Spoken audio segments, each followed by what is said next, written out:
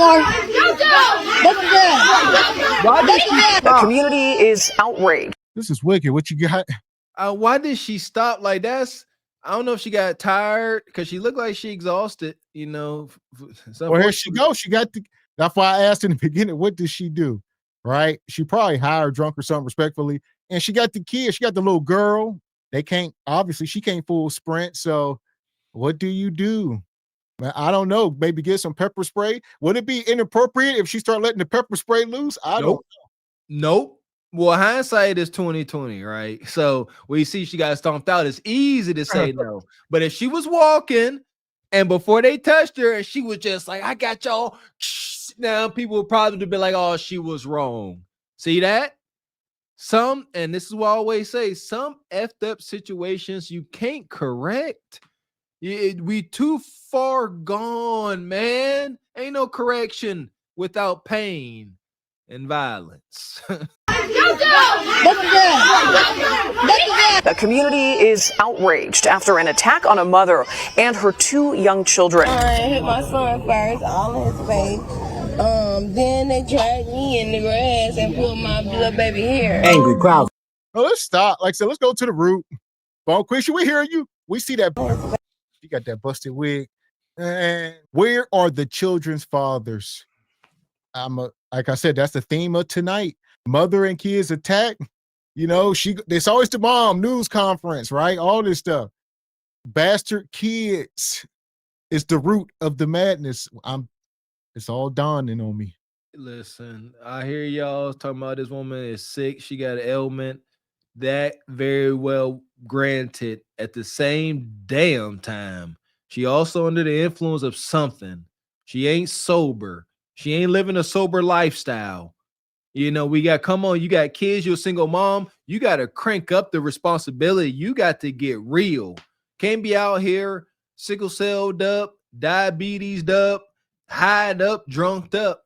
And now you're trying to walk your bully kids home from school. They probably getting bullied because they know who the mama is. Yeah. Y'all remember that song? Your mama's on crack rock. Yeah. It hurts, don't it? Or your mama a jailbird. Your mama a fent fiend. Don't sit too well. Then they dragged me in the grass and pulled my little baby hair. Angry crowds gathered outside an elementary school where a pregnant mother with autoimmune disease and her 9-year-old son were beaten and dragged in the streets by a group of kids, with some being as young as 10. Her son pictured here hugging his mom in an attempt to protect her. We need more help out here. Trump sending troops and stuff out here for that. Come send troops out here for these kids. I can't sleep because I wake up in the middle of the night with that vision in my head of my.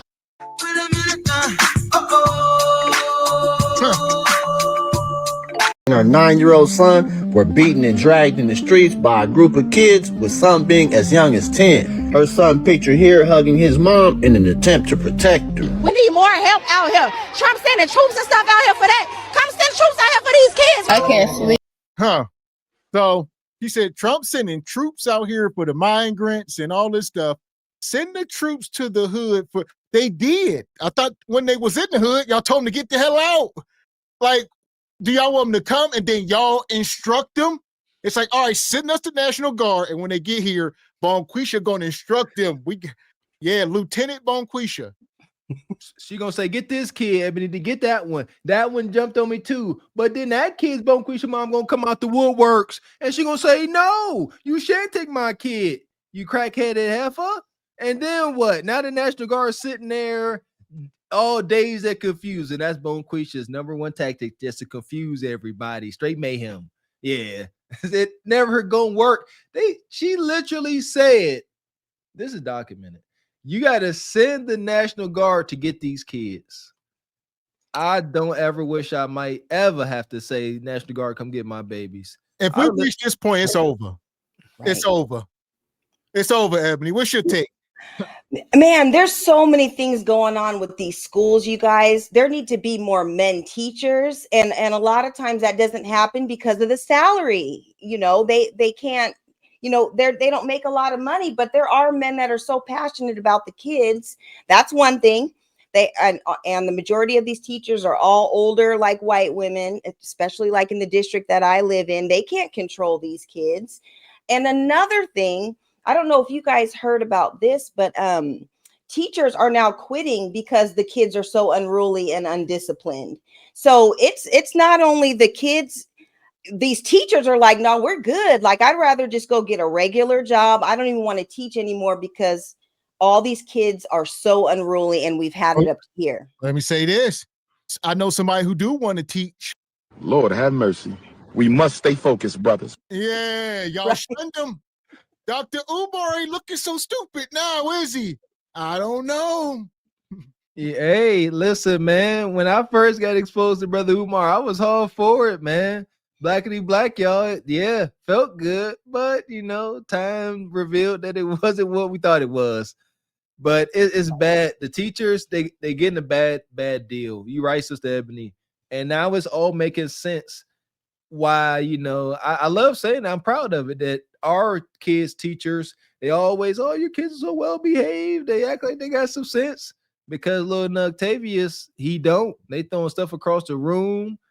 It's these parents, man. That's something that I pray every school year, that I don't have to show up to that school because somebody done touched my baby, especially my daughter, and they ain't acting stupid. Y'all know I got limitations to my patience, especially when it comes with dealing with men. Man, oh man, I need some bail money, baby. Right. And it's so important for us to teach, have our kids learn martial arts of some sort of self-defense, you know, to be able to, you know, be able to hold your own.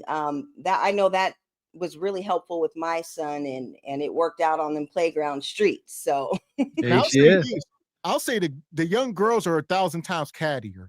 yeah. I know my sister deals with this, you know, with my niece, you know, in the schools, you know, dealing with them, the girls in school, and it's always something. And I'm like, you know, it's the hood, you know, you got miserable. A lot of times these kids are miserable when they get to school. And they and they say, how you know, Gavin? Because I was that miserable kid. And I was going to school trying to inflict pain on other kids. You gotta feel me, dog. Yeah! Boom, shakalaka! That's, we telling y'all, we are Nug kids. I told y'all last night I had to warn my son about little me's he might encounter. And it don't feel good. I'm like, but it is what it is. I can tell you exactly why this kid don't like you. He can smell the stability. He can smell your mama's love on you. And it hurts because he can't have that. It got to a point like I don't know. I can't prove it, but I think my kids got you know, kind of bullied into not taking lunches to school, because packing the lunch, taking it to school is a sign of a rich kid in the hood. And I ain't like, nah, I'll eat the school lunch. I'm like, you can take a school to lunch, boy. Don't let him bully you. Man, Mr. Walker, the same thing happened with my son, because I used to have the little bento box lunches, and I would do the little cookie cutter, little shape and all that. And after a while, he was like, Mom, like, I just want regular lunch. I just want to be a regular kid. So I kind of had to, you know, ease up on that stuff. But you guys are right. Just think about all the things that these kids are experiencing at home. Sometimes there's fighting and domestic violence going on all night. They don't get sleep. We're dealing with the food crisis right now. They're not eating. They don't have clean clothes. And all they need to do is run up on your kid with a Nike Tech, just regular Nike Tech, clean sweatshirt or in a sweatsuit, and it's on. And your kid didn't even do anything. It's just because they, like you said, exude love. That's it. And them hurt babies want to hurt other babies. Because I wake up in the middle of the night with that vision in my head of my son calling my name to help him, and I couldn't do nothing for him. No charges have been filed yet in the attack on Karshonda Hatter and her son. Both are now out of the hospital, and the community has been rallying behind them, raising funds and demanding justice. The parents need to be held accountable. Charges should be pressed. Charges should be pressed, and these kids should be expelled from school. I'm sorry, but they need their fucking ass whooped. I know that some people say no to violence and some people decide to choose peace, but in this situation, every last one of the badass, disrespectful, no home training, raggedy ass kids need their ass whooped. Those kids that jumped to that pregnant woman while she was with her fucking child need their ass beat. No, they. I'll say this. In my more mature state, you know, I would say I disagree with her. You know, two wrongs don't make a right. I don't believe in beatings aren't correction all the time. These kids are broken. You can't beat them into structure. They need better parents, a more loving environment. They need a support system, right? They don't need to get beaten. I mean, it fixes nothing. And I, like I said, that's coming from a kid that was beat a lot. It did nothing. Had no structure. No matter what you beat, can't beat this out of me. You ain't putting nothing into me. What we talking about? Bingo. Them babies need hugs, man. A beating is the last thing they need. Now, also acknowledge there are instances where a kid need a something put to their John Brown high parts. Now, yes, I do believe in sparing the By rod. respectable parents, though. I don't think Yes. irresponsible, ignorant ass parents should have the authority to whoop kids. At all. Come Them kids on now. gotta whoop these with some respect while they getting that whooping. Yes, because that's come on. Y'all want to do this? We part of this generation where our parents, they're part of their adult frustrations also was taken out of. We all know that. Yeah, it wasn't just because you didn't get these lashings because you didn't clean your room. Not cleaning the room is not a reason to get lashings. No, a stern talking to, maybe some walls, some air squats or something. But there's no respect. No respect at all. Yeah, don't be beating. These kids need hugs. You find out why they did this. I'm telling you, they mamas ain't home. Daddies ain't nowhere to be found. Like you said, the refrigerator empty, roaches and mice everywhere. They are hurt. If you continue to beat them, they just gonna get more angry. I know they coming for me as I feel they should. I'm the parent. I'm here. They didn't learn this from nobody else but me. Well, I mean, I grew up getting whoopings, and I got a lot of whoopings because I had a smart mouth and I talked back. But that's what it was. But I definitely think there are other ways, like the way I raise my son and the way we're raising our kids. We're asking more questions than our parents ask. I remember sometimes my mom didn't even ask me what happened. She would just come in with the bell, and I'm like, "Dang, can we talk about it first? Like, I gotta get something out of this. I gotta learn the lesson. I don't even know what I'm getting beat for." So we're doing a good. I was gonna say, not to cut you off, but stuff like report cards, right? That was like the root of a lot of beatings, getting bad grades in school. But It's like, how do you beat your kids for getting bad grades when y'all don't do homework at the house? Right. When you don't practice for quiz or test or ask, there's no communication. Nothing's talked about, but you get beat if you walk here with bad grades because you're supposed to learn everything at school. Yeah, it's so true. And another thing that goes along with that too, Gavin, is they don't even send homework home anymore because so many kids weren't getting help with it and it wasn't getting done. So I don't know about districts where your guys' kids go to school, but they don't even get homework. Like they're just like, we'll just do it all in school. So there's no prep work. I know I used to get like little workbooks and stuff for my son, and I would do stuff with him at home just to kind of reiterate, the education and the lessons and stuff. But yeah, they stopped doing that. And I think too, with these parents, I'm not sure how it works in each state, but I know that you are responsible for your kids. So for example, if your kids are beating up adults and stuff, are the parents to be punished just like if the kids were to delete somebody or whatever? Yes. Like, okay, because these parents need to be held accountable, and if they're being held accountable, I think a lot of the behaviors would change because they would be more involved in the kid's life. And see, we as parents, at least up here on this panel, and I'd imagine most of SBC, Cart Before the Horse, Truth Over Last Nation, we take accountability in our kids' actions. However, there is a large group, the Bonquisha Hyena group, where they believe that the teacher's job is to rear their kids when they are there. They believe they are the primary caretakers, and that's how they treat them like that. Yes, but yeah, we should be. If I found out my kid did this, I'm terrified because I'm like, I know they're coming for me as I feel they should. I'm the parent. I'm here. They didn't learn this from nobody else but me and the mom.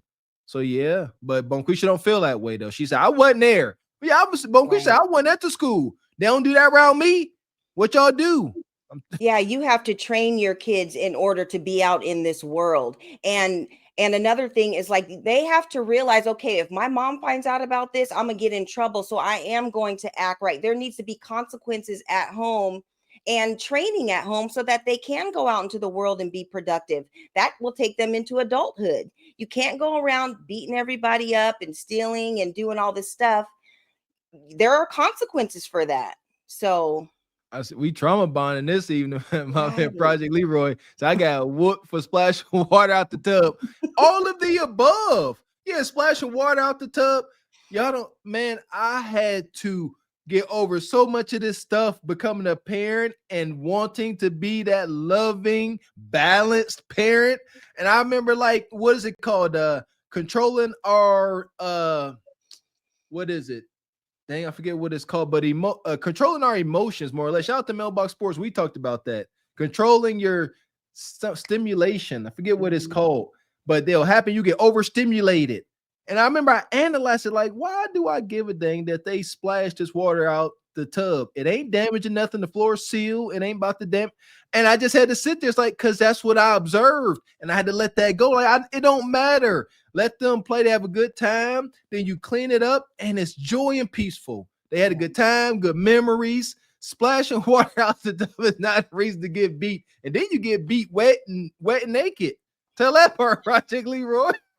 They don't need to go to jail. Trust me, juvie ain't gonna do shit but pump them up even further to be some little badass kids that they already are. They need to be, number one, embarrassed. Number two, they need their ass whooped. They need to be shut the fuck out from everywhere. And their parents need to be embarrassed for them as well. Parents need to step to the front. Parents to them raggedy ass kids, step to the front. Because what the fuck is wrong with your child? You never put your foot in their ass. They don't know not to do shit like that. That shit was so far fucking out of pocket that it got my blood boiling. They need one of them old school ass whoopings. Everybody from that neighborhood needs to be on their ass like white on rice. Parents to those raggedy ass kids or any kids like them, I hope that you sit your child down and have a real conversation with them. Because that would have been me, it would have went a whole different way. I felt so bad for the little kid that was just holding on to his mom while she was getting jumped. But let me explain something to you. You better tell them badass kids they're going to try the wrong one. Because we wouldn't have been leaving up out of there like that. No, them kids would have been on the fucking ground. Them raggedy ass kids and the raggedy ass parents that made those raggedy ass kids, y'all need your ass whipped too. The parents of those children who attacked a pregnant mother should be arrested. This mother said her child had been bullied at school for 2 years, yet neither the school, the community, nor the government provided any effective protection. To protect her young son, she went to pick him up despite being pregnant. Unexpectedly, on the way home. That's another thing. She claims that she's pregnant as well. So she got sickle cell. She claimed that she's pregnant allegedly. It's just a lot. And as far as these kids go, people want to keep shine. This is a deflection tactic. We need to shine less of a light on these kids, more of a light on the adults. Right. Everybody wants to say what they want to do to these kids. No, I talked about this yesterday, about standing on business. The only way we can move forward is we start to shame and hold each other accountable. Even if that's your neighbor, your mama, your cousin, your auntie. You can't say just because those are my cousin's kids, I ain't saying nothing. No, go on Facebook and make a post about your cousin and their kids. Call people out. So you know what? That was my little cousin out there. Bonquisha, Big Bonquisha, you ought to be ashamed of yourself. And Nug Nug, call people out. Put their pictures up. Shame. Amen. Wow, we grew up around too many cowards, man.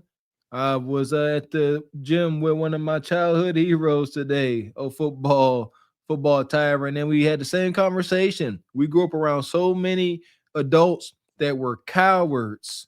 Absolute cowards, and I resent that. Shout out to the tattooed Latino sister up here. She looked Latino. She said, if that was her, it would have went a different way. Yeah, this kid, 9 years old. Now, see, my thing, I got to give my mom her credit. She's a gangster. She ain't raised none soft, and I respect her for that. Me and my mom wouldn't have went out like this. We'd have went back to back. Yeah, it would have been a different story. Y'all would have pity on all little kids. I hate that poor boy. He ain't made for it. This is what we talk about. That boy, 9 years old. Now I'm trying to tell y'all something. 9-year-old Gavin, 9-year-old Willie. This a different video. Ain't nobody. I'm not saying tucking my dang on face my mommy tummy. She gonna hand me something sharp and say do work, and it is. You see what I'm saying? These babies ain't built for this environment. And that's, you need a man. If you're gonna be in these environments, you need a man to harden them up, or a brutish woman like my mama. Shout out to my mama. Yeah, Mr. Walker, like you said, a man is going to clean a lot of this stuff up. Women, we cannot do this by ourselves. We need the men to help us raise our kids. Whether they're in the house or not, they need to be active in these kids' lives. Your daughters and your sons need to know how to defend themselves, because there's little Bonquisha Juniors out there, and they're fighting with the girls now too. So, yeah, men will clear all this up. Because just remember, like when you were young and growing up, and I'm gonna call your mom, I'm gonna call your dad. Hey, we straightened up. Like we didn't want that smoke, and we need to bring that back. Bring that back into these kids. A little fear in them, and a little redirection from home, from both mother and father. That healthy fear. The late great Bernie Mac used to talk about that on the show. Got a healthy fear for your parents. That is needed. Fear them being disappointed in you. That's the number one thing. Disappointment. You know what else is rooted in, Mr. Walker? I guess we'll bring the elder Mr. Wilson in the room. There was a degree of people going to church and stuff back in the day. You got to start with God, right? These kids don't fear nothing. So it's not rooted in anything. At the very least, like I said, we used to go to vacation Bible school and all that type of stuff, and they tried. Whatever it was, like you said, we can all have our disagreements on it, but you got to be something. They got absolutely nothing. There you go. I give credit to my childhood and going to church. We stayed going to somebody's church, and I developed my own relationship with God. Man, I go in and I say my prayers. I would have internal questions, and every sermon, regardless of what tainted messenger was giving the message, I would get my answer, and I developed a relationship with God, and I built a very strong conscience. I'm not about to sit here and treat people the way I don't want to be treated ultimately. Just try to show love, and that comes from a place of a healed place. Only healed folks care to spread light and love. If I wasn't healed, I'd be out here acting. I'd be a terrible person. I'm aware of that. That part. And like you said, it was mostly, I guess, the elders thought, once again, people fell into kids because they got less to do with us going to church and being spiritual, but our grandmoms and they moms, right? We talk about, my grandma was born in the 30s and 20s. Her mom was born in the 1800s. So they was passing this, you know what I mean? There was something here, and it done faded all the way away. It's gone. It's gone. And I also truly believe that, God, the church is in us. We sit around and we sit here, me and my in-laws, our family, we have church. We sit and talk, and fellowship, break bread, and, come up with resolutions, talk about the condition of our culture and ideas and what positive roles we're going to play in it for positive change. So they have church right in your own house. Yeah. Ain't got to be no show, no pageantry. No, just sit there, talk, criticize one another respectfully and lovingly, and better one another. Iron sharpening iron. But that's gone. These conversations are gone. Nug and Bonquisha ain't about to sit around talking about trying to give biblical stories and lessons, because then the kids are going to be like, you telling me to do one thing and I'm observing y'all do a totally other thing. Shut up, Mom. Yeah, I can recall growing up, we used to have devotion before school and before, like, my parents went to work. And so we'd read a couple scriptures, we'd talk about, get the lesson out of it and all that. And that's kind of like meditation for today. Like, it really kind of got our mind ready for the day and more focused and everything. But another thing that you guys said about the grandparents, that's even hard, because some of these grandmothers are our age. They're still trying to be out in the streets. I remember my grandma had a wooden spoon, and I don't know how she used to hit us with it. That it was just a regular size, but she would reach us all the way on the other across the kitchen. And man, we used to get beat, but it was like in a good way. So them grandmothers and them paps, they're no more, because they're like the unks and the aunties now. So they still want to be friends with the kids and the grandkids. No, being able to be nice and friendly with your kids is a luxury. First, we are teachers. Yeah, you ain't gotta like me. You know, especially us men, moms have a different relationship with their kids. There's going to be a different bond, and that's fine. But as men, we are to come in and make sure we balance that out. That's the thing. Yeah, like, man, we got to do our parts in that big time.